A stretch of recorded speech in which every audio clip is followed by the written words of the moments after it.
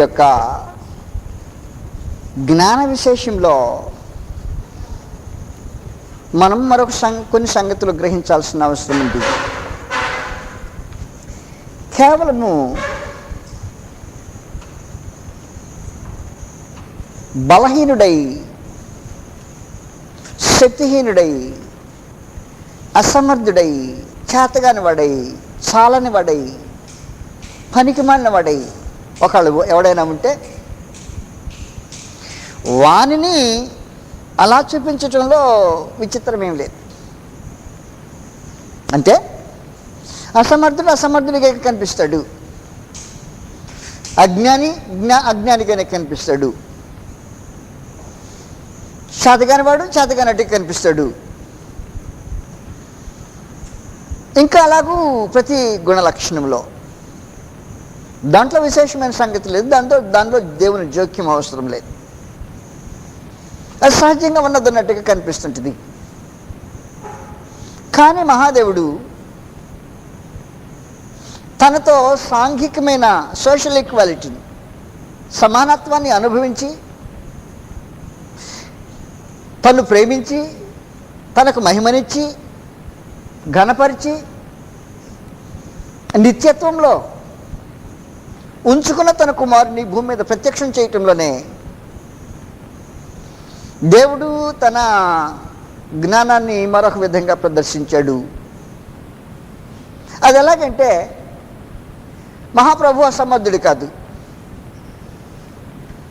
చేతగానివాడు కాదు, చాలనివాడు కాదు, శక్తిహీనుడు కాదు. ఏవి కాడో అలాగూ చూపించటము దేవుని యొక్క జ్ఞాన విశేషమైంది. అంటే ప్రభువైన యేసు భూమి మీదకి వచ్చినప్పుడే అనామకుడుగా,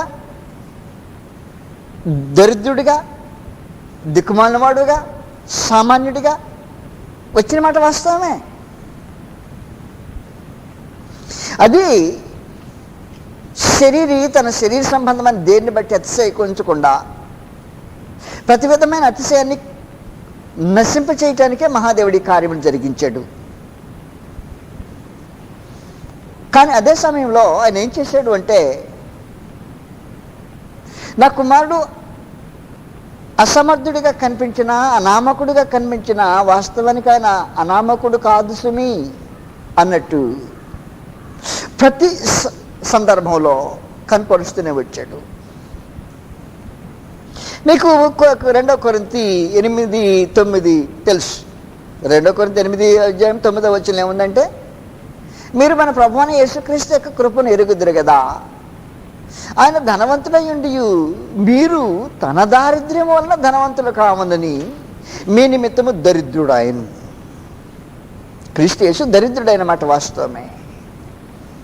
తనది అని యోసేపు తీసుకెళ్ళిన ఊర్లో తనకి ఇల్లు లేని మాట వాస్తవమే, సత్రంలో స్థలం లేని మాట వాస్తవమే, ఆఖరికి పశువుల తొట్టిలో పరుండు పెట్టబడవలసిన అవసరత వచ్చిన మాట కూడా వాస్తవమే. కానీ ఈ పశువుల తొట్టిలో పరుండు పెట్టబడిన వాడే తన కుమారుడై ఉన్నట్టు మహాదేవుడు గుర్తించడానికి కార్యక్రమం జరిగించాడు. కారణం ఎలా జరిగింది తెలుసు కదా మీకు. ఆ రాత్రి పూటట గొర్రెల కాపర్లు తన మందరం మేపుకుంటున్నారట. మామూలుగా ఏం చేస్తుంటారంటే,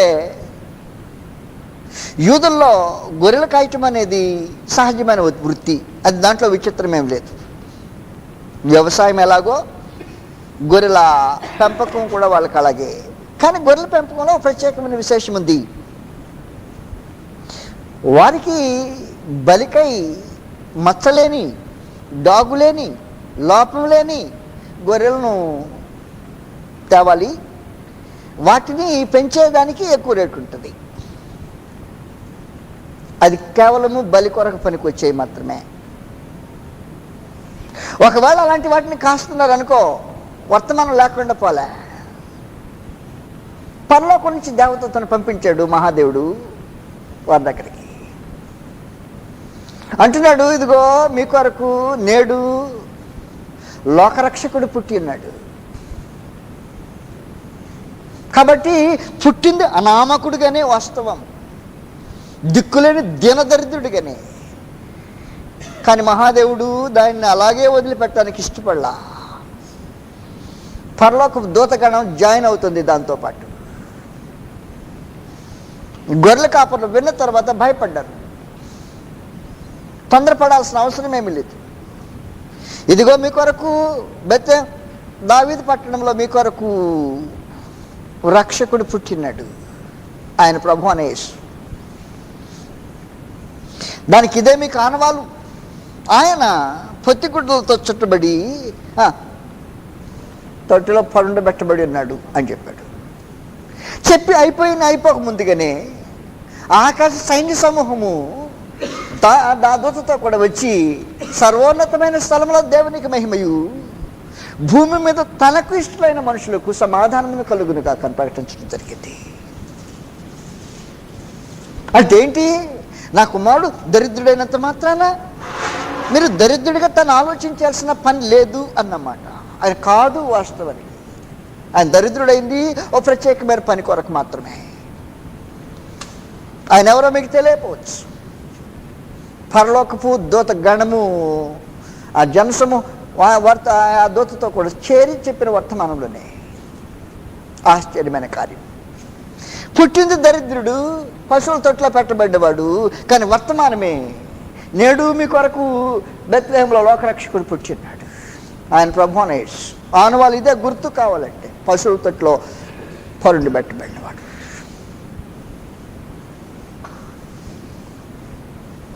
అందువల్ల నేను మీకేం తెలియజేస్తున్నానంటే, ఆయన అనామకుడు, లేనివాడైనందువల్ల అనామకుడు కాదు, సర్వము కలిగిన వాడే అనామకుడిగా మార్చబడటము అనేది మార్పు దేవుని జ్ఞానం మనుషుల ఎడల అని చూపించి ఉద్దేశించింది.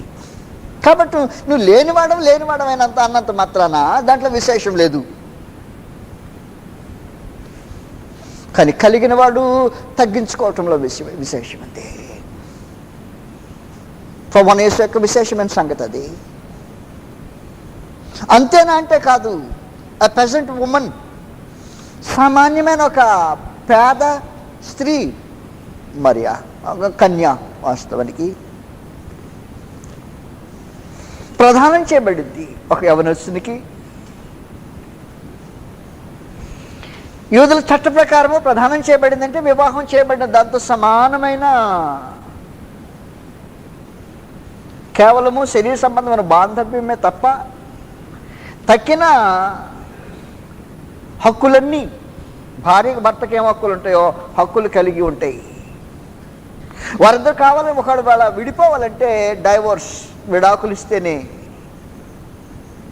అలాగ ఒకవేళ యవనస్తుడు ఎప్పుడైనా విడాకులు ఇచ్చాడు అనుకో, యవనస్తుడు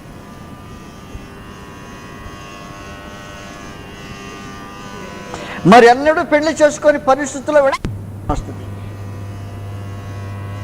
లేదు.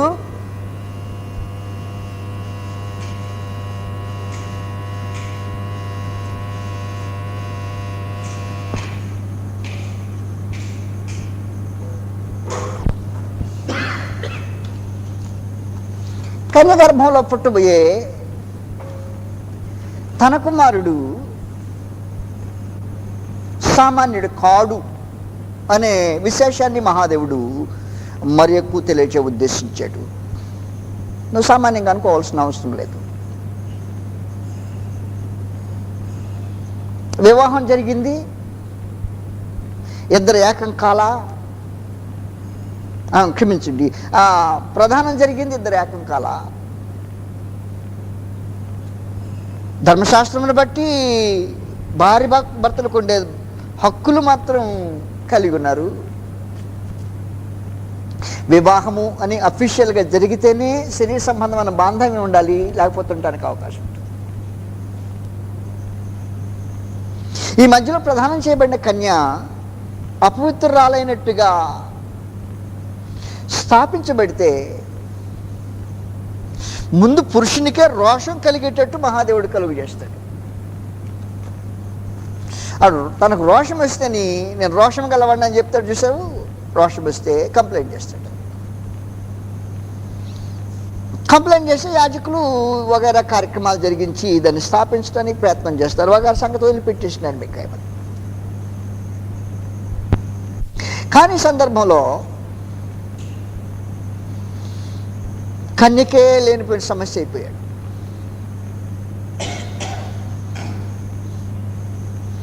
దేవతతో వచ్చాడు, మామూలుగా వర్తమానం కాదు అది.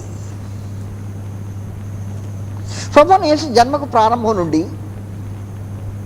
ఆయన తిరిగి పునరుద్ధానుడయ్యే వరకు మధ్యలో దేవదూతలు వచ్చి జోక్యం పుచ్చుకోలేని సమయం, స్థలం లేదు. వాస్తవంగా పరలోకమే దీంట్లో జోక్యం పుచ్చుకుంది. మహోన్నతుడే జోక్యం పుచ్చుకుని కార్యములు జరిగించాడు. కనుక గర్భవతి అయ్యే సందర్భంలోనే గబ్రియల్ని పంపించి సమాచారం తెలియజేసి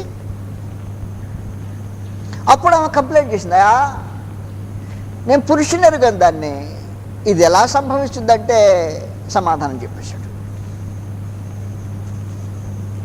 నేను కంగారు పడక్కర్లా, ఇది మనుషుల వల్ల జరిగే కార్యక్రమం కాదు, నేను చేస్తున్నా. పరిశుద్ధాత్మ ఈ కార్యక్రమాన్ని జరిగించడానికి నీకు శక్తి అనుగ్రహించడానికి ఏర్పాటు చేయబడ్డాడు. పుట్టబోయే శిశువు మనుషుడి కాదు, దేవుని కుమారుడు అనబడతాడు. మీకు లోకాసు వార్తలో ఉండే ఈ 1వ అధ్యాయం సమాచారం వదిలిపెట్టేసింది ఈ సందర్భంలో. అంతలోకి యోసేపుకు సమస్య వచ్చింది.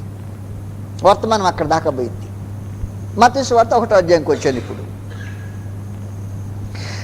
సమస్య వచ్చిన తర్వాత కింద మీద పడుతున్నాడు కుర్రాడు. ఏం కదా, నేను ఆవిడని కూడపోతునే, మా ఇద్దరి సంబంధం ఏమీ లేదు, కానీ గర్భవతి అయిందండి, ఎట్టయి ఉంటుంది? భయంకరమైన సమస్య. దేవుని జోక్యంతోనే అతని సమస్య పరిష్కారం చేయబట్టడం జరిగింది. దావీదు కుమారుడు యోసేపు, నీ భార్యను మరియను చేర్చుకుందుకు భయపడకుము, ఆమె గర్భం ధరించినది పరిశుద్ధాత్మ వల్ల కలిగినది. కాబట్టి వాస్తవంగా ఏం జరుగుతుందంటే, అనామకుడిలాగా మీ మధ్యలో మెదులుతుండే ఈయన నీ శరీర సంబంధంగా బయటకు వచ్చినట్టు కాదు. కాబట్టి నువ్వు పెద్ద నీ సొంతం అనుకోవాల్సిన అవసరం లేదు. నీ వల్ల జరుగుతున్న సంగతి కాదు, నేనే జోక్యం పుచ్చుకొని కార్యములు జరిగిస్తున్నా. మరి నీ కుమారుడు అంటుంటివే ఈ పేదరాలకా? అవును, పేదరాలకే.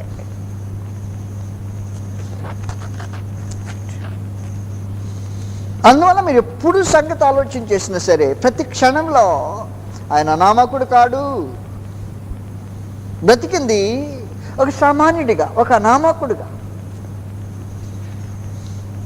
కానీ వాస్తవాలు కాదు అని వేరేవాడే అంటే సమస్తం కలిగిన వాడే లేనట్టుగా. దేవుని యొక్క జ్ఞానం అలా పనిచేసింది. కలిగిన వాడే లేనట్టుగా మార్చబడటము దేవుని కుమారుని యొక్క స్వభావం. మీరు ప్రార్థన చేస్తుంటారు, అప్పుడప్పుడు కోరికలు కోరుతుంటారు. ప్రభువు యొక్క స్వరూపం నాకులో రావాలా, లేకపోతే క్రీస్తు స్వరూపం అలా ఏర్పడాలా అని కోరుకుంటుంటారు. క్రీస్తు స్వరూపం మీకు అర్థమవుతుంది. ఇప్పుడు ఒకళ్ళని చేతగాని వాడివై చేతగాని వాళ్ళగా ఉంటే ఏం రాలా, కను సమర్థుడివై ప్రభువుని బట్టి దేవుని జ్ఞానమును బట్టి అసమర్థుడిలాగా మార్చుకుంటే క్రీస్తు ప్రభు యొక్క స్వరూపం వస్తుంది. అది వాస్తవమైన సంగతి.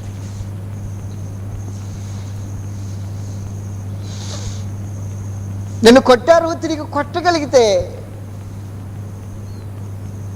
కొట్టలేని వాడు అనుకుంటే ఏం జరగల. దాంట్లో విశేషం ఏం లేదు, దాంట్లో దేవుని జ్ఞానం లేదు. నేను తిట్టినప్పుడు తిట్టగలిగిన వాడువై, హాన్ చేసినప్పుడు తిరిగి చేయగలిగిన వాడు ఇంకా సమర్థుడివై. మెదలుకుంటే ఉంటే ఏం జరగల. అది దేవుని జ్ఞానం కాదు, అది మానవుడు అలా చేసేది. మానవుడు ఏం చేస్తాడు, చేతగానప్పుడు ఏం చేస్తాడు, నోరు మూసుకొని కూర్చుంటాడు. దేవుని జ్ఞానం ఏమంటుందంటే, నీకు చేత అయినప్పుడు నోరు మూసుకొని కూర్చుంటావా, అది నా కుమారుడు. నా కుమారుని కావాలని నేను కూడిన రూపం అది, అందుకు నేను ప్రత్యక్షం చేస్తున్నా. ఇది నా జ్ఞానం.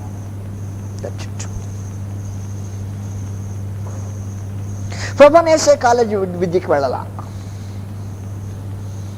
ఎక్కడ గొప్ప సంస్థలో పౌలు గారు చెప్పుకున్నట్టు నేను గమలీయేలు పాదాల దగ్గర విద్య నేర్చి అభ్యాసం చేశానని చెప్పలా. తన విద్యను గురించి ఒక రోజున పౌలు అతిశయించిన మాట వాస్తవమే. గమలీయేలు పాదముల యొద్ద శిక్షితుడినై అని చెప్పాడు. ప్రభువుని యేసుకు అలాంటివి ఏం లేవు. లేనంత మాత్రం దేవుడు తెలివి తక్కువడైనట్టుగా అసమర్థుడైనట్టుగా తన కుమారుని నిలబెట్టలా. లూకాసు వార్త 2వ అధ్యాయం మీకు తెలిసినట్టే జ్ఞానుల మధ్యలో 12 ఏళ్ల వయసు అప్పుడే అసాధారణమైన ఆశ్చర్యం కల్పించే ఎక్కడి నుంచి వచ్చింది ఈ పాండిత్యం? The doctors of law. వాళ్ళు డాక్టర్స్ ఆఫ్ లా అంటే ఏంటి? ధర్మశాస్త్రంలో డాక్టరేట్ పొందిన లాంటి మనుషులు వారు అక్కడ కూర్చుంది. చదివితే మీకు ఈ సంగతులు తెలుస్తుంటాయి. ఏ కాలేజీకి పోవాలైనా విద్య నేర్చుకోవటానికి, లేకపోతే ఏ గమలీయేలు పాదాల దగ్గర కూర్చోలా. ఆయన విద్య చదువుకోలేదు కానీ విద్య అదే తెలివి తక్కువడేం కాదు. 2వ అధ్యాయం మీకు కనిపిస్తుంటే చూస్తే దయచేసి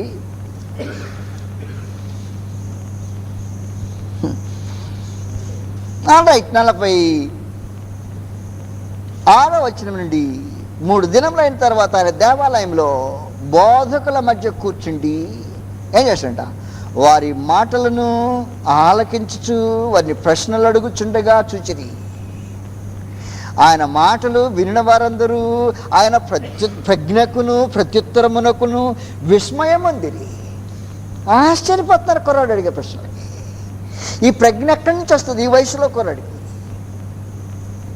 ఈ ప్రత్యుత్తరం అడిగే ప్రశ్న సమాధానం చెప్పడానికి ఇతని శక్తి ఎక్కడి నుంచి వచ్చింది? ఎక్కడ చదువుకుని వచ్చాడు? మేమైతే డాక్టర్స్ ఆఫ్ లా. నీకు ఎక్కడ చదువుకుని వచ్చాడు కుర్రాడికి? అంటే ఏంటన్నమాట నేను చెప్పే సంగతి. దేవుడు తన కుమారుని పంపినప్పుడు ఎంత అంత సామాన్యుడిగా సాధారణమైన వాడుగా ఉన్నాడని ఇంతకుముందు నేను మీకు చెప్పాను. తన జీవిత విధానాన్నే మహాదేవుడు ప్రదర్శించిన రోజున అసమర్థుడైనట్టు ప్రదర్శించలా. వాస్తవం కాదు. ఆయన ప్రజ్ఞకును ఏం చూపించాడు, ఎలా మాట్లాడేవాడు. ప్రశ్న వేస్తే ప్రజ్ఞ కనపడుతుండేదట. Doctors of law ఆశ్చర్యపోయేవాడు. మళ్ళీ తిరిగి వాళ్ళు ప్రశ్న వేశారు అనుకో, ప్రశ్న వేస్తే మళ్ళీ ప్రత్యుత్తరం చెప్తాడు, సమాధానం చెప్పేస్తాడు. దానికి ఆశ్చర్యపోయారు.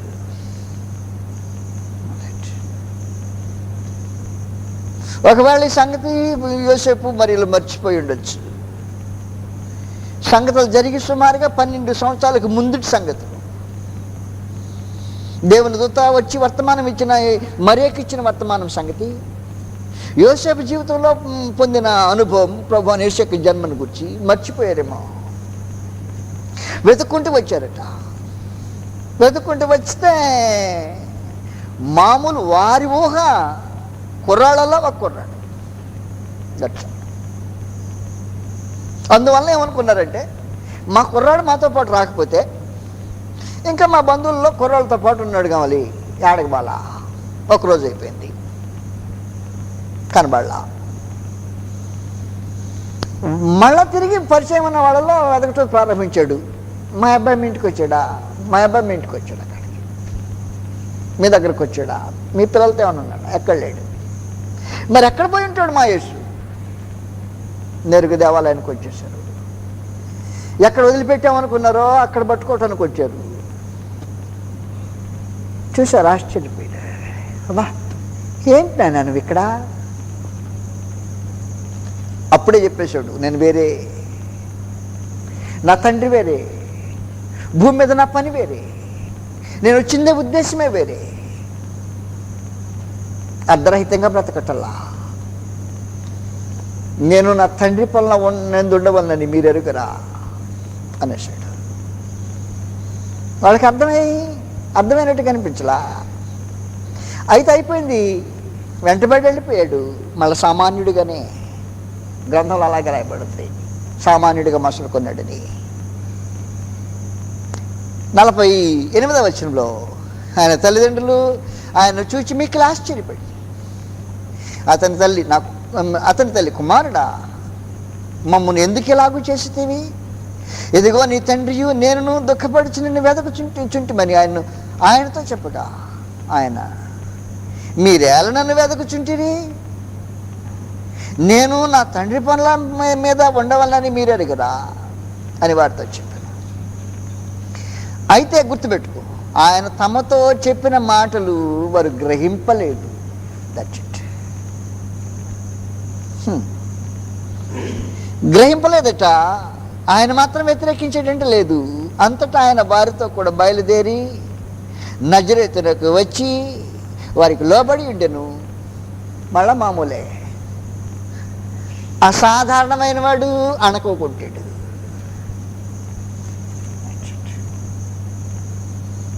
అందువలన దేవుని జ్ఞానము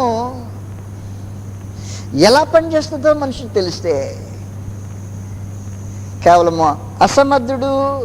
అసమర్థుడిగా ఉంటే దేవుని జ్ఞానం లేదు. అక్కడ మామూలుగానే ఉంది మానవ జ్ఞానం. సమర్థుడు అసమర్థుడిలాగా కనిపిస్తుంటే, నీతిని బట్టి, దేవుని చిత్తమును బట్టి, అధికారానికి లోబట్టాన్ని బట్టి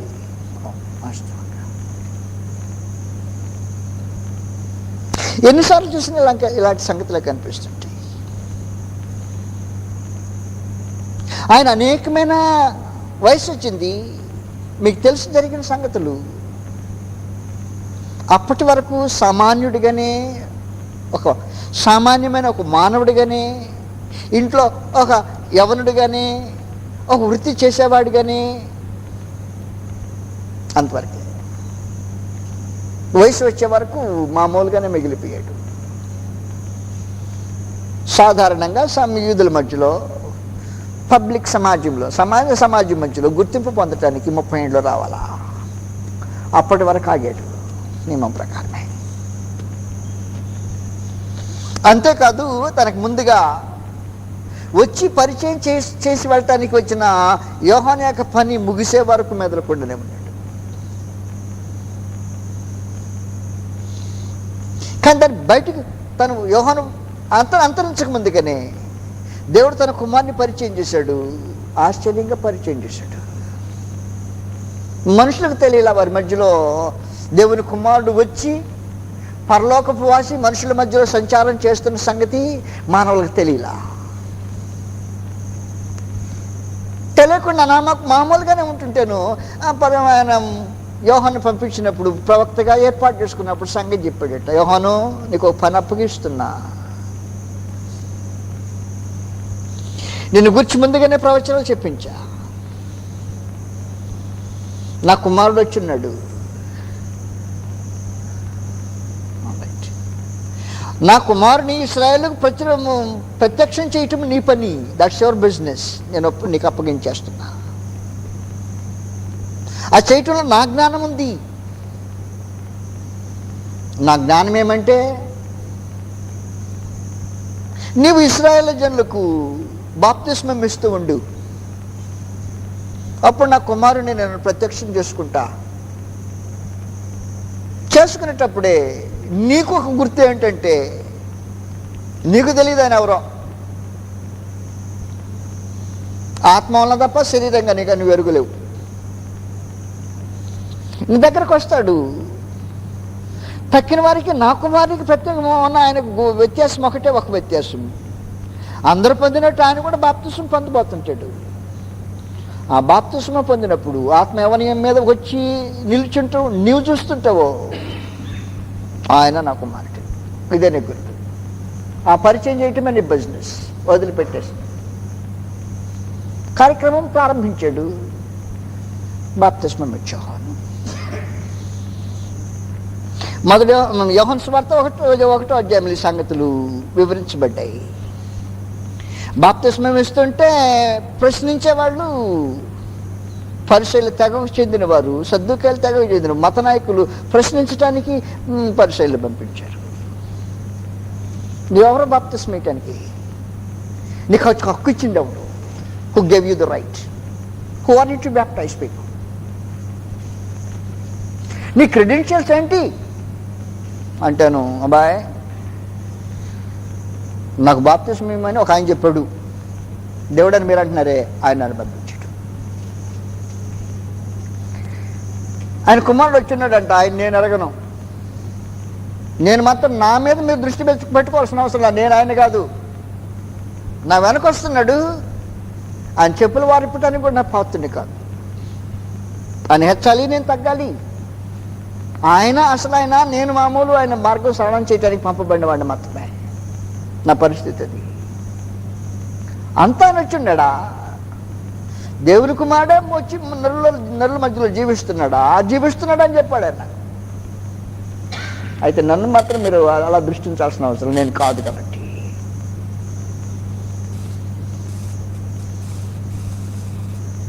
నన్ను బాప్తిస్మం ఇచ్చడానికి పంపించిన నాకు గుర్తు చెప్పింది ఇది. నీవు బాప్తిస్మం ఇచ్చుండగా ఎవరి మీద ఆత్మ దిగి వచ్చి నిలిచింట్లో చూతువో ఆయనే అని చెప్పాడట. కాబట్టి నేను బాప్తిస్మం ఇచ్చేటప్పుడు ఒక ఆయన వచ్చాడు, పరలోకము తెరవబడింది, పరిశుద్ధాత్మ పావురం ఆకారంలో ఆయన మీదకి వచ్చి నిలిచింటూ చూశాను. అప్పుడు నాకు ఆయన చెప్పిన గుర్తు నెరవేరింది. నేను కళ్ళారు చూసిన మాట వాస్తవం. అంతేకాదు, పరలోకం నుండి ఒక శబ్దం కూడా వచ్చింది, ఈయన నా ప్రియ కుమారుడు, ఈయన యందు నేను ఆనందించుతున్నాను అని ఒక శబ్దము పరలోకం నుంచి కలిగింది. అందువలన మహోన్నతుడికి దేవుడు తన కుమారుని భూమి మీద ఎంత అభ్యాగతిగా, అనామకుడిగా, దీనదరిద్రుడిగా ఉన్నట్టు కనిపించిన ఆయన కాదు. ఆ మాట వాస్తవం కాదు. ఆయన వేరే ఉండి కూడా మీ కొరకై నేను ఈ కార్యములు జరిగిస్తున్నా.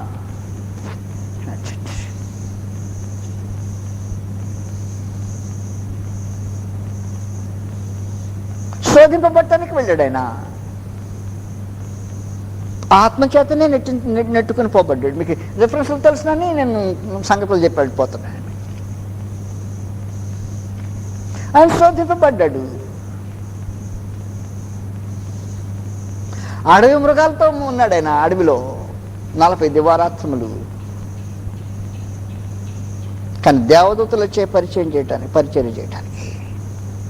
ఈ సంగతి మీకు గుర్తులేదేమో, గ్రంథంలో చూపించబోతా. మార్కు సువార్తలో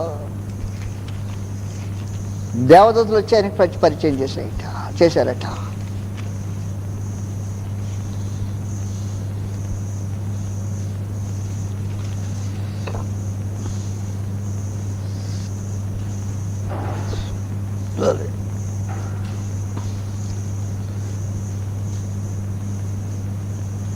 క్షమించండి, 12వ వచనం నుండి. వెంటనే పరిశుద్ధాత్మ ఆయన అరణ్యంలోనికి త్రోసుకొని పోయాను. ఆయన సాతాను చేత శోధింపబడుచు అరణ్యములో 40 దినములు అడవి మృగములతో కూడా ఉండెను. గుర్తుపెట్టుక తర్వాత, మరియు దేవదూతలు ఆయనకు పరిచర్య చేయుచుండిరి. ఎవరు చేస్తారు దేవదూతల పరిచర్య? మనుషులకా? అసలు దేవదూత దర్శనమిస్తేనే ధర్మశాస్త్ర కాలంలో అబ్బో గొప్పోడు దేవదూత దర్శనమిచ్చాడంట. ఎవరికి ఇచ్చాడంట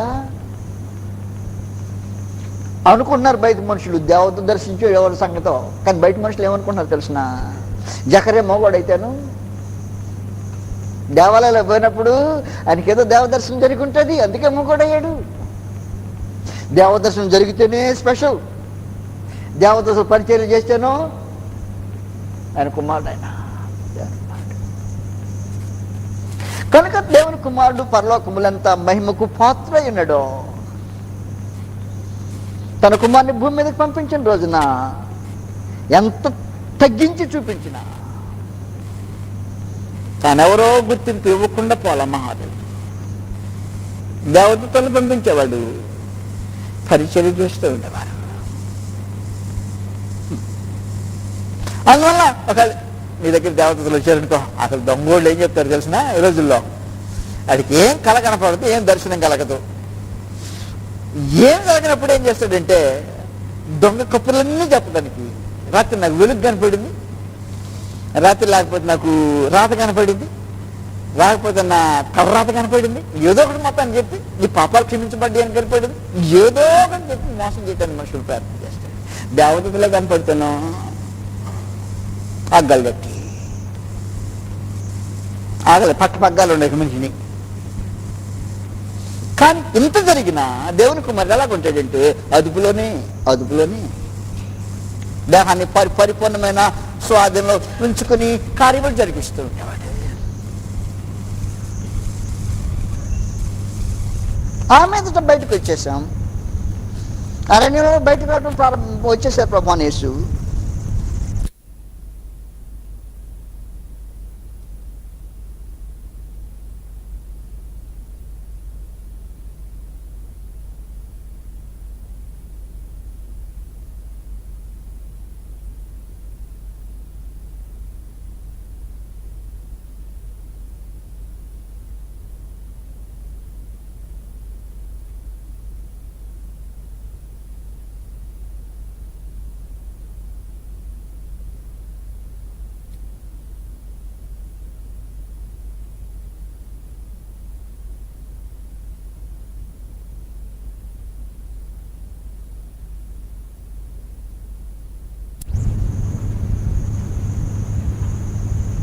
కాలం సంపూర్ణమైనది 15వ వచనంలో 14వ వచనం నుండి.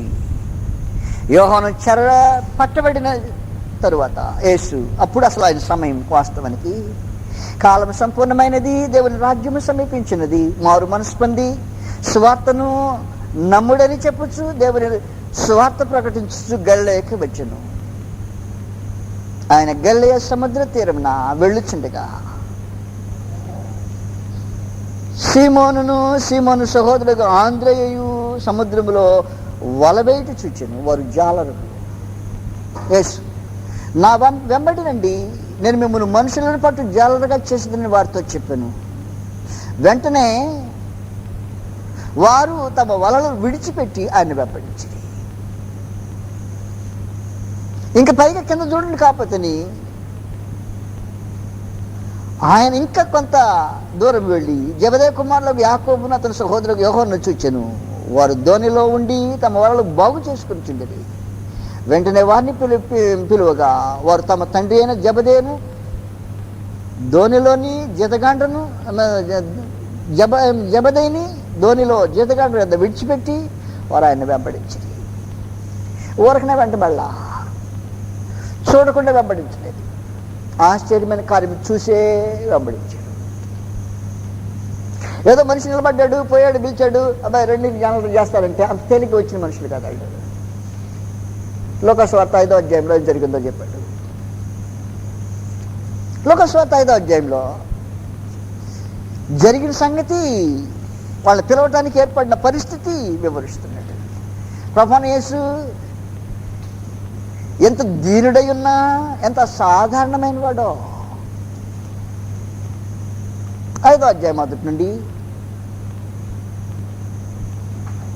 జనసమూహాలకు వాక్యం బోధించేడిట. దేవుని వాక్యం వినుచు ఆయన మీద పడుచుండగా ఆయన ఘనసరస్సు సరస్సు తీరమున నిలిచి ఆ సరస్సు తీరమునందున్న 2 దోణులను చూచెను. జాలరులు వాటిలో నుండి దిగి తమ వలలు కడుగుచుండిది. ఆయన దోణిలలో సీమోనుదైన యొక్క దోణి ఎక్కి దరి నుండి కొంచెముకు త్రోయమని అతని అడిగి కూర్చుండి దోణిలో నుండి జనసమూహములకు బోధించుచుండెను. ఆయన బోధించడం చాలించిన తర్వాత, కాబట్టి కేవలం 4 మనుషులే కదా అక్కడ ఉంది, ఇంకెవరున్నారు? బోళ్ళంత మంది ఉన్నారు బోధినేవాళ్ళు. మళ్ళా జెబెదయి తండ్రి కుమారులు మనతో పాటు సేవకులు వగేరాలు ఉన్నారు. ఊరకనే రహస్యంగా జరిగించిన కార్యములు కాదైనా. నీవు దోణిను లోతునకు నడిపించి చేపలు పట్టుటకు మీ వలలు వేయడని సీమోనుతో చెప్పగా జరిగిన సంగతి చెప్తున్నాడు. సీమోను, ఏలినవాడా, రాత్రి అంతయు మేము ప్రయాసపడితిమి కానీ మాకేమీ దొరకలేదు. ఎంత రాత్రంతా ప్రయాసపడ్డారంటే ఏం చేశారో, ఎంత నిరీక్షణతో కనిపెట్టారో, ఎంత ఓపికగా పని కొనసాగించారో. సాగించి ముగించుకొని నిష్ఫలులై బయటకు వచ్చారు. అంతలోకి మీటింగ్, ఈ జనసమూహాలతో అక్కడికి రావడం, అంతలోకి ఈ బోధ అయిపోయిన వెంటనే లోనకు నడిపించేయమంటాడు. ఉన్నప్పుడు ఉన్న సంగతి వాస్తవం చెప్పేసి ఇది జరిగిన సంగతి. రాత్రంతా శ్రమ పడ్డాను, అయినా నీ మాట కాదని లేదు, నేను నీ బోధ వింటే నీ మాట కాదని లేదనిపిస్తుంది, ఏమంటే వేస్తాను అని విసిరాయి. ఎంతోమంది అక్కడ ఉండేవి రాత్రి అంతా, ఏ ఊరికి పోనియో. కానీ ఇప్పుడు మాత్రం అక్కడ కటిక్కిన ఇక్కడ ఏమనగానే వేసిన మొదటి వాళ్ళలోనే పడ్డాయి. పడి లాగుతుంటే వాళ్ళు మిగిలేటట్టు ఉంది ఒక దెబ్బకి. కాబట్టి లాగితే పిగులుతుందని మన దగ్గర లాగేసి మొత్తం రెండు దోణలు జోడి చేసి మెల్లగా దాంట్లో పెట్టారంట. 2 దోణలు వచ్చినాయి ఒక దెబ్బకి. అనామకుడు కాదు. కనుక ప్రభువున యేసు మనకెంత చేతగాని వాడైనట్టుగా మనం ముందుగా వివరించబడిన సంగతులు విన్నా. ఆయన ఎందుకున్నాడు అలాగంటే అని శరీరుడా, శరీర సంబంధి, శరీరంలో జీవించే నరుడా, నీ శరీర సంబంధమైన వాటిని ఇక్కడ చూపించకు. నీ ప్రగల్భాలు నా దగ్గర కాదు, నా కుమారుని దగ్గర అంతకంటే కాదు. ఆ ప్రగల్భాలకు స్థలం లేదు ఆ ఏర్పాట్లో. కాబట్టి దేవుని యొక్క ఏర్పాట్లో మానవ ప్రగల్భాలకు స్థలం లేదు, మానవ ప్రగల్భాలకు స్థలం లేదు. ఎంత సాధారణమైన వ్యక్తియో అంత సామాన్యుడిగా ఉండటము దేవుని యొక్క వర్తమానం ఏమంటే మానవ ప్రగల్భాలకు ఉన్న సంకల్పంలో స్థలం లేదు. కాబట్టి ఇప్పుడు 3వ పాఠం మీకు అర్థం అవుతుంది. నేను చెప్పాను మొదటిది ఏం చెప్పాను ఏంటి మర్చిపోయారు ఇప్పుడే? మొదటి పాఠం ఏంటి? నోట్స్ చూడాలనా? అది చూస్తే కానీ మనకు కుదిరెట్టట్లేదు. మొదటి పాఠం ఏంటి?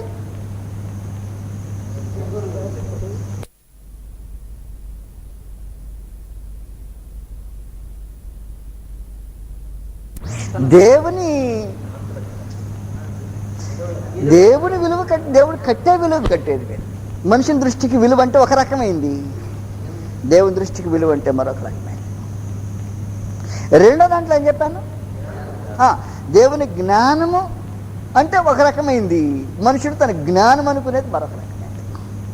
ఇప్పుడు ఏం చెప్తున్నాను?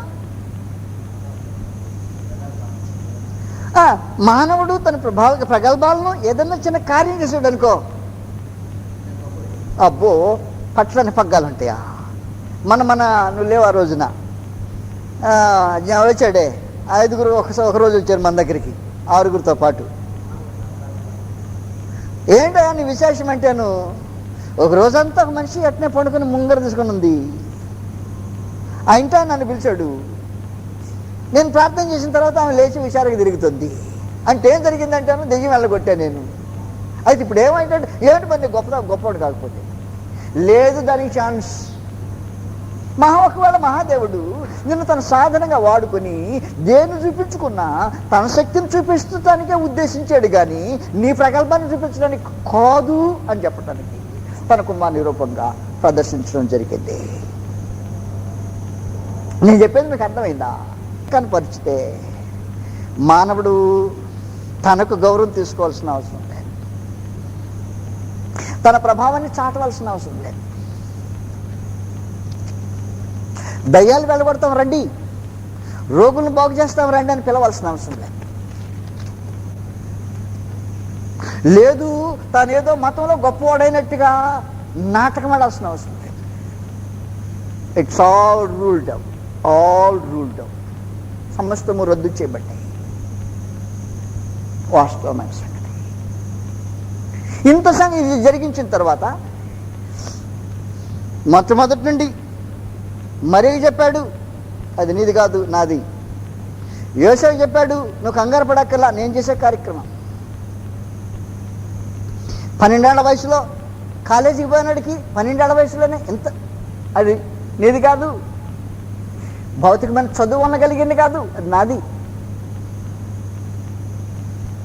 మిగిలిన కార్యక్రమాలు శోధింపబడి తన ప్రత్యక్షపరచబడినప్పుడు పరలోకం నుంచి సాక్ష్యం ఇచ్చి నాది నా కుమారుడు ఆయన.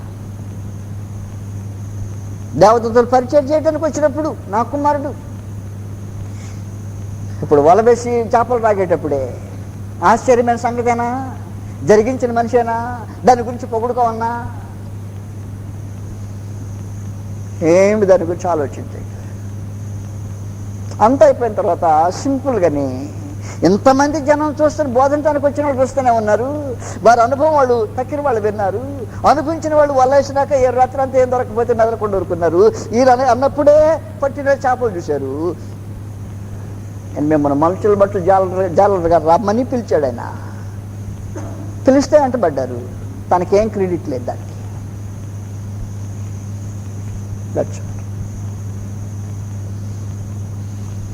అందువలన దేవుని సంకల్పంలో నిలిచిన ఒక వ్యక్తి ఏదైనా ఒక విశేషమైన కార్యం జరిగించగలిగితే దేవుని శక్తిని బట్టి, లేదా ఆయన కృపను బట్టి, ఆయన జోక్యమును బట్టి, ఆయన సంకల్పమును బట్టి ఏదైనా చేయగలిగితే ఏం చేయడానికి వీలేదు. అది నీకు ఘనతగా కారణంగా తీసుకోవటానికి వీళ్ళ. మానవ ప్రగల్భాలు రద్దు చేయబడ్డాయి. ఈ రోజున మానవుడు ఏం చేస్తాడు? ఏం చేయలేని వాడే, కేవలం అబద్ధికుడే, మోసగాడే, అసమర్థుడే, చేయలేని వాడే. కానీ ఏం చెప్తూ ఉంటాడంటే, నా దగ్గర రండి రోగాలు బాగవుతాయి. అట్ట కాదు, ఇంకా విశేషమైన సంగతి చెప్పాలంటే, కుంటివారు నడుచుతున్నారు, గుడ్డివారు చూపు పొందుతున్నారు, చెవిటివారు వినుచున్నారు, కుష్ఠరోగులు శుద్ధిలాగుతున్నారు, చనిపోయిన వారు లేచున్నారు అంటే నిజమా అనేవాడికి నేను వేస్తా ప్రశ్న. నిజమా? అయితే నేను తీసుకొస్తాను నిన్ను, నీకోసం బాగు చేసి చేయగలిగిన. దానికి మాత్రం లేదు. ప్రభువైన యేసు ప్రత్యక్షంగా అవునో కాదో నీవేనా నాకు అనుమానం వచ్చింది. మా గురువు గారికి అనుమానం వచ్చింది. జైల్లో వేస్తాను, నువ్వు విడిపించలేదని నీ మీద కొంచెం అనుమాన పడుతున్నాడు ఆయన. నువ్వేనా? ఇంక మేము ఎవరి కోసం మనం ఎదురు చూడాలా అని అనుమాన పడుతున్నాడు. నువ్వేం చెప్తావు అంటేను, ఏం చెప్తున్నావా? నీ కళ్ళు చూడండి, నా అనుమానం నా మీద కదా నీకు అనుమానం ఉంది, అనుమానం తెలుస్తా కావాలంటే. అట్లా అనేవాడు ఉంటాడు భూమి మీద. ఈ రోజున చదువుతాను కాంగ్రెస్ మత్తయి సువార్తలో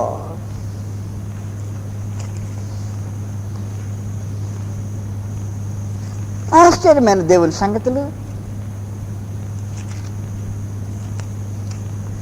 గ్రంథంలో ఎలాగుంటే మనుషుడు ఎందుకో అనవసరంగా తను ప్రగల్భాలు కొట్టుకుంటూ లేని వాటి ఉన్నట్టుగా చూపించుకోవడానికి ప్రయత్నం చేస్తుంటాడు. 11వ అధ్యాయము మత్తయి సువార్త 2వ వచనం నుండి క్రీస్తు చేయుచున్న కార్యములను గురించి యోహాను చెరసాలలో విని, రాబో వాడవు నీవేనా, మేము మరి ఒకరి కొరకు కనిపెట్టవలెను అని ఆయనను అడుగుటకు తన శిష్యులను పంపెను. యేసు వారిని చూచి, ఎవరిని? బాప్తిస్మా ఇచ్చే యోహాను దగ్గర నుండి ఎంక్వైరీ చేయడానికి వచ్చిన శిష్యులను చూసి, యోహాను గారి శిష్యులను చూసి అంటున్నాడట, మీరు వెళ్ళి విన్న వాటిని కన్న వాటిని యోహానుకు తెలుపుడి. ఒట్టి మాటలు చెప్పొద్దు. ఇప్పుడు ఏం వింటున్నారు? ఏం చూస్తున్నారు? మీ కళ్ళతో ఆటం చెప్పండి. ఏం చూస్తున్నారట? గుడ్డివారు చూపు పొందుతున్నారు, కుంటివారు నడుచుచున్నారు, రోగులు శుద్ధులగుచున్నారు, చెవిటివారు వినుచున్నారు, చనిపోయిన వారు లేపబడుతున్నారు, బేదలకు సువార్త ప్రకటించబడుతున్నది. లేనిపోయిన వాటిని చెప్పొద్దు. మీకు అనుమానం వచ్చిందా? మీ గురువుకు అనుమానం వచ్చింది, పోనీ వచ్చిందా? ఏం జరిగిందో కావాలండి, చూడు కావాలండి. మళ్ళా మీ మధ్యలో ఏం క్రెడిట్ తీసుకుంటాడు ఆయన? ఏం క్రెడిట్ తీసుకోడు. చూపట్ల నేను ఆయన దీనికి ఈ చేసిన పనులన్నిటికీ ఏమిటికే తనకు గొప్పతనం తీసుకోడు. చూపట్ల నేను ఆ సంగతి యోహాను సువార్తలో. కానీ మనుషుడు ఏ అల్పమైంది చేయలేకపోయినా చేసినట్టు నాటకం ఆడుతుంది. తనకే సమస్తమైన ఘనత రావాలని ఎదురు చూసేది.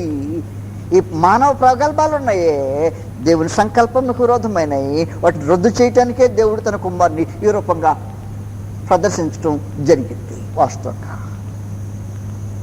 యోహాను సువార్త 5వ అధ్యాయంలో 30వ వచనము, నా అంతటా నేనేమీ చేయలేను. అలా ఏంటది? ఈరోజు దొంగోడు ఏం చెప్తాడు?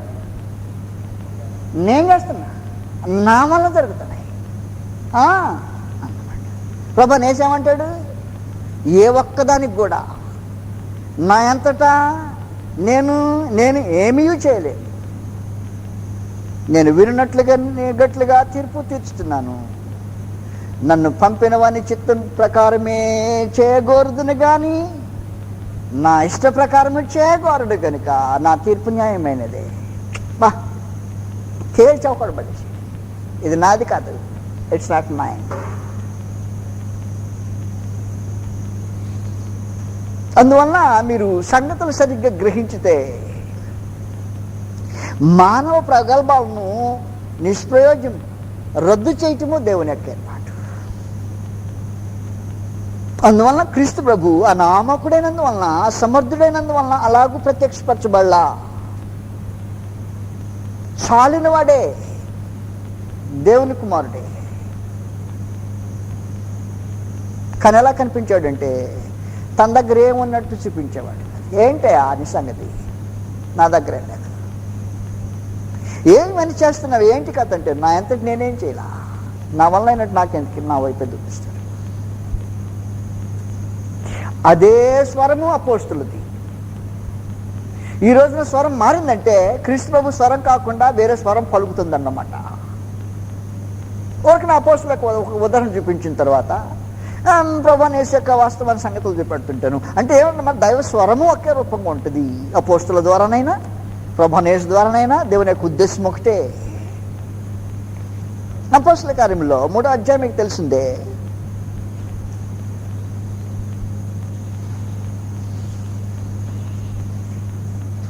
అసమర్థుడైన వానికి, ఇక్కడ పుట్టుక తొక్కుంటి వానికి వారు బలం ఇచ్చారట, నడువుల శక్తిని ఇచ్చారట. తమ వల్ల కాదటది. పగలు 3 గంటలకు ప్రార్థన కాలమున పేతురును యోహాను దేవాలయమునకు ఎక్కి వెళ్ళుచుండగా పుట్టినది మొదలుకొని కుంటివాడైన ఒక మనుషుడు మోసుకొని పోబడుచుండెను. వాడు దేవాలయంలోనికి వెళ్ళు వారిని భిక్షమడుటకు కొందరిని ప్రతిదినము వానిని శృంగారమున దేవాలయపు ద్వారమున ఉంచుచూ వచ్చింది. పేతురును యోహాను దేవాలయంలో ప్రవేశింపబోయినప్పుడు వాడు చూచి భిక్షమడుగగా పేతురును యోహాను వాడిని తేరి చూచి మాతో చూడమనిది. వాడు వారి యొద్ద ఏమైనా దొరుకునని కనిపెట్టుచు వారిని యందు లక్ష్యముంచెను. అంతటి పేతురు, వెండి బంగారములు నా యొద్ద లేవు, గాని నాకు కలిగినదే నీకు ఇచ్చుచున్నాను. నజరేయుడైన యేసు క్రీస్తు నామమున నడుమని చెప్పి వాని కుడి చేయి పట్టుకొని లేవనెత్తెను. వెంటనే వాని పాదములు శీలమండలములు బలము పొందెను. వాడు దిగ్గును లేచి నిలిచి నడిచెను. నడుచుచు గంతులు వేయచ్చు దేవుని స్తుతించుచు వారితో కూడా దేవాలయంలోనికి వెళ్ళాను. వాడు నడుచుచు దేవుని స్థుతించిన ప్రజలందరూ చూచి శృంగారమున దేవాలయపు ద్వారం వద్ద భిక్షము కొరకు కూర్చుండేవాడు వీడే అని గుర్తెరిగి. అది చేస్తే ఏం జరుగుతుంది అన్నమాట, గుర్తు కావాలా. వానికి జరిగిన దాన్ని చూచి విస్మయంతో నిండి పరవశులైంది. చెప్తున్నాడు వాస్తవానికి ఏంటి కథ, ఎలా జరిగింది. వాడు పేతురు యోహాను పట్టుకొని ఉండగా ప్రజలందరూ విస్మయమంది సొలొమోను అనబడిన మంటపంలో ఉన్న వారి యొద్దకు గుంపుగా పరిగెత్తి వచ్చింది. పేతురు దీన్ని చూచి ప్రజలతో ఇట్లా, ఇశ్రాయేలారా, మీరు వీని విషయమై ఎందుకు ఆశ్చర్యపడుతున్నారు? మా స్వంత శక్తి చేతనైనను భక్తి చేతనైనను నడో వీనికి బలమిచ్చినట్టుగా మీరు ఎందుకు మాతో తేల్చుచున్నారు? అబ్రహాం, ఇస్సాకు, యాకోబులను దేవుడు, మన పితరుల దేవుడు, తన సేవకుడు నజరేయుడైన యేసును బలపరిచి కార్యములు జరిగించాడు. అది మాది కాదు. కనుక వాస్తవానికి ఏమైనా జరిగించితే ఎవరికన్నమాట క్రెడిట్? నాయనా నీకోసం కాదు, అది నేను చేశా. కనుక ప్రభువుని యేసు ఏం చేస్తున్నాడంటే, ఎంత ఆశ్చర్యమైన విచిత్రమైన వింతలు వినోదాలు జరిగించిన నా అంతటి నేనే ఏమి చేయలేను. నన్ను పంపిన వాని చిత్తం నెరవేర్చితే నా జీవితం గమ్యం. మరి నీ కార్యాలు చేస్తున్నావే, నేను ఎప్పుడు కొద్దిసేపు అని దాని గురించి చెప్పుకోలేదేంటి? ఈ రోజుల్లో మనుషులు సాక్ష్యాలు ఇటు మొదలెడతారు, దొంగ సాక్ష్యం.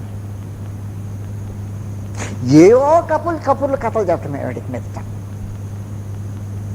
కానీ ప్రభు యేసు తాను చేసిన వాటిని గురించి అబ్బాయి నేను ఇంతమంది చేశాను అడగమనలా. ఇంతమంది యోహాన్ గారి దగ్గర మనుషులు వస్తే ఏమన్నాడు?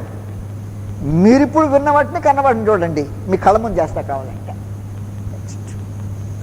అయిన తర్వాత నా అంతా నేనేం చేయాల వాస్తవానికి. అందువలన ప్రభువుని యేసు భూమి మీద ఎంత దీన దరిద్రుడై ఉన్నా మహాదేవుడు తన కుమారుని ప్రత్యక్షం చేసుకోవట్లేదని మీరు కేవలం అతను ఆయన మనుషులు అనుకోకండి దయచేసి. ఆయన నా కుమారుడు. ఆయన చేసిన జన్మతో ప్రారంభం నుండి కార్యాలు కొనసాగించుతూ వెళ్ళే కొన్ని తాను ఎవడో గుర్తించటం. తిరిగి రెగ్యులర్ క్లాస్కి వచ్చాం. మహోన్నతుడకు దేవునికి, పాప మానవునికి మధ్యలో ఎలాంటి సమస్యలు నిలిచాయో సంగతులు ఒకదాని అంటే ఒకటి చూస్తూ ఉన్నాం. దైవ మానవుల మధ్యలో నిలిచిన ఈ సమస్యల్లో తొలిగా దేవుడు విలువ కట్టేది వేరే, మనుషుడు విలువ అని గుర్తించేది వేరే అనుకున్నాం. మనుషుడు భౌతికమైన వాటికి ఎక్కువ విలువ కట్టి ఇది విలువైనది అంటే మహాదేవుడు అంటాడు ఏమి లేదు అంటాడు. మనుషుడు కట్టినట్టుగా మహాదేవుడు విలువ కట్టడు అన్న సంగతి తన కుమారుని నోటి నుండి విన్నాం. భౌతికమైన ఒక రాణి తన కాలంలో జీవించే మరొక రాజుని గురించి, అతని ఆస్తిని గురించి, అంతస్తుని గురించి, జ్ఞానమును గురించి పొగిడితే రాజ్యరకము భౌతికంగా చేయని క్రీస్తు యేసు మహాప్రభు రక్తమాంసములో దీనదరిద్రుడై జీవించుతూ రాణి విలువగా తలంచి పొగిడిన దాని యొక్క నిజమైన విలువ ఎంతో తెలియజేసి, నేడుండి రేపు పొయ్యిలో వేయబడు అడవి గడ్డిని ఇలాగ అలంకరించినాడు. ఎలాగ అలంకరించాడని చెప్పాడు. సొలొమోను తన వైభవ మంత్రుడితో కూడా అడవి పూల్లో ఒక దాని వల్ల అలంకరింపబడ్డా. కాబట్టి భౌతికంగా మనుషుడికి ఉండే ఏదైనా అది ఏదన్నా విద్యను, బలమను, జ్ఞానమను, శక్తి సామర్థ్యమను, ధనమను, అంతస్తును, హోదాను, భౌతికంగా నువ్వేం చెప్పబోతావో ఘనంగా నీ దృష్టిలో ఏమి ఎంచబడుతుంటుందో, నీవు ఏది ఘనము అని కొనియాడుతుంటావో అదంతా నిత్యత్వపు దృష్టిలో పెట్టి కొలిసి చూస్తే ప్రభువుని యేసు అంటున్నాడు ఏమీ లేదు దాంట్లో. అందులో సొలొమోను విచిత్రమైన వ్యక్తి. ఒక విషయంలో ధనవంతుడు, అధికారి, రాజ్యరకం కలిగిన వాడు, పైగా జ్ఞాని. అసలు తన గురించి భౌతికంగా ఆలోచన చేస్తే ఒక విచిత్రమైన అనుభూతి కలిగిన వాడు. రాజులకు ఆశ్చర్యమైతే ప్రభువుని యేసుకు ఏమి లేదు అంటే కారణమేమి? మీరు విలువ కట్టేది వేరే దానికి. రెండో సంగతి చెప్పానండి, దేవుని జ్ఞానం పనిచేసే విధానం వేరు, మనిషి జ్ఞానం పనిచేసే విధానం వేరు. జ్ఞానమని మనుషుడు ఉద్దేశించి దాన్ని పొగిడేది వేరు, మహాదేవుడు పొగిడేది జ్ఞానమని ఉద్దేశించి పొగిడేది. మానవ జ్ఞానంలో ఏముంది అంటే గొప్పవాడిని అంతకంటే గొప్పవాడు అనిపించుకోవడానికి ఒక గొప్పవాడిని ఇంకో గొప్పవాడు కొట్టేది. అది మానవ జ్ఞానం. దేవుని జ్ఞానము దానికి విరోధంగా వ్యతిరేకంగా పనిచేస్తుంది.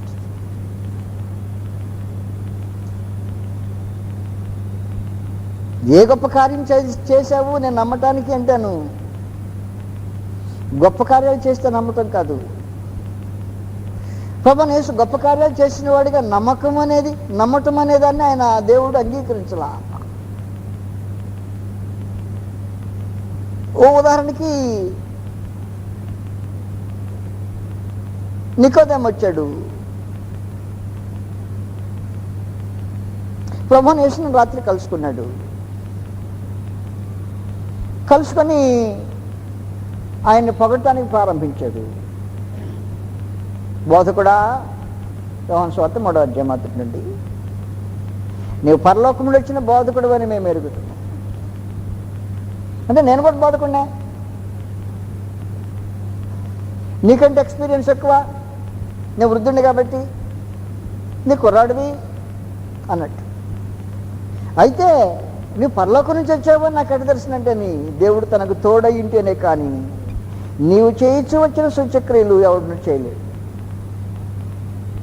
నీ బోధకు క్రెడెన్షియల్స్ అంటే గుర్తులుగా స్థాపించడానికి నీ సూచక్రియలు ఉన్నాయి. మేము బోధ చేస్తాము, సూచక్రియలు చేయలేము.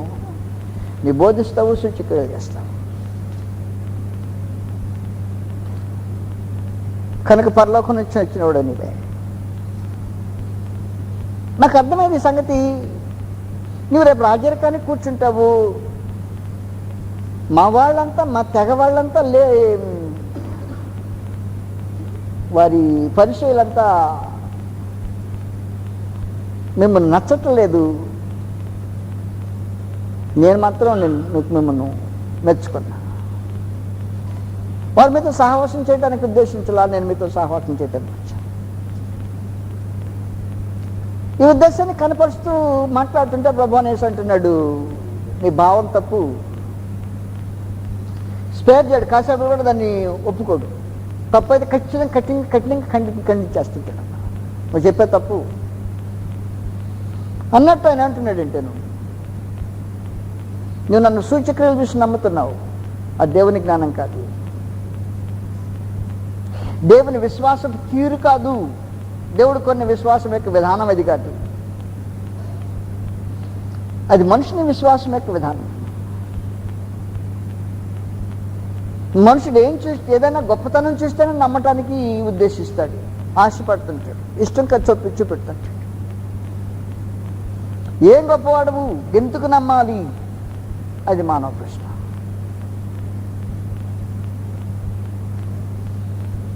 అన్నాను, ఏ సూచక్రియ చేశావు నేను నమ్మటానికి అని అడిగారు యూదులు. వాస్తవానికి ప్రభువైన యేసును యోహాను సువార్త 6వ అధ్యాయంలో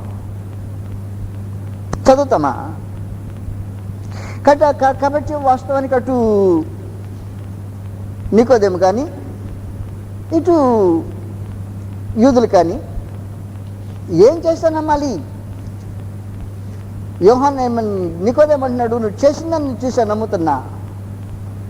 యూదులు అంటున్నారు, ఏం చేస్తే మేము నమ్మాలి అని అడుగుతున్నారు. 6వ అధ్యాయం తీశారు కదా యోహాను సువార్త.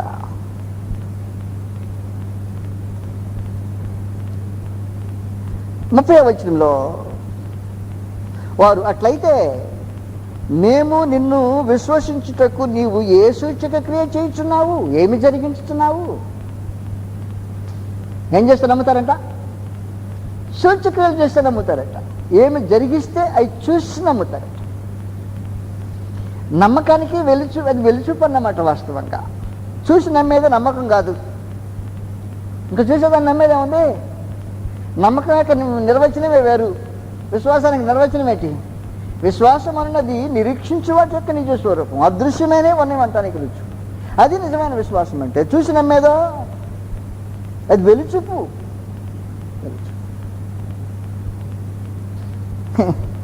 కాబట్టి వీళ్ళు ఏమడుగుతారంటే, మేము నమ్ముతాంలే, చెప్పు, సరే నీవే సూచక్రియ చేస్తున్నావు, ఏం జరిగిస్తున్నావు? కానీ నికోదేము వేరే మనిషి.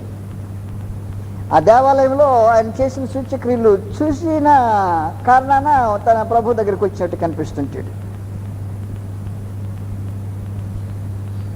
విశ్వాసానికి ఆధారం ఏం కాకూడదంటే ఒక వ్యక్తి యొక్క చేయగలిగిన శక్తి, కార్యములు ఆధారం కావాల్సిన అవసరం. దేవుని యందు విశ్వాసం అలాంటిది కావాలని దేవుడు కోరుకోవట్లేదు అసలు. కానీ మానవ జ్ఞానం ఏమంటుందంటే మనుషుల యొక్క గొప్పతనాన్ని చూసి నమ్ముతాను. దేవుడు అంటాడు గొప్పతనం చూసి నమ్మొద్దు, నా మాట విని నమ్ము అంటాడు. దేవునికి మాట వినటం కావాలి, మనుషుడికి గొప్ప కార్యాలు చూడటం కావాలి. క్లాష్ వస్తుంది జ్ఞానంలో విచిత్రంగా. మానవ జ్ఞానం ఎప్పుడు అలాగే పనిచేస్తుంది. ఉదాహరణ చెప్తే మరొకటి మీకు ఈ సందర్భంలో. ఓ పసిబిడ్డకు దాదాపుగా ఒక వ్యక్తి కనిపిస్తున్నాడు. దూరదేశంలో ఉన్నాడు ఆ వ్యక్తి, ఈ దేశంలో లేడు. తాను ఆ బిడ్డున్న దేశంలో వ్యక్తి లేడు. కానీ ఆ బిడ్డ ఇప్పుడు బానిస పిల్లగా పని పిల్లగా కుదిరింది. 2వ రోజుల 5వ అధ్యాయంలో మీకు తెలిసిన సంగతే. పని పిల్ల కుదిరిన తర్వాత ఈ విశ్వాసం కంటి చుట్ల ఇవిడ, కానీ ఒక అతన్ని గుర్తించింది. నా యజమానుడు ఎక్కడికి వెళ్ళాలంట, అదిగో సోమరానికి వెళ్ళాలి, అదే ఆ పట్టణం అక్కడ దైవజనుడు ఉంది, ఆయన ఇద్దరు నిలవాలని నేను ఎంతో కోరుకున్నాను. అంటే ఏంటి నీ ఉద్దేశం ఏమంటావు? అక్కడ ఒక దైవజనుడు ఉన్నాడు, ఆయన దగ్గరికి పోయి ఈ నిలిస్తే కుష్ఠరోగం బాగయ్యే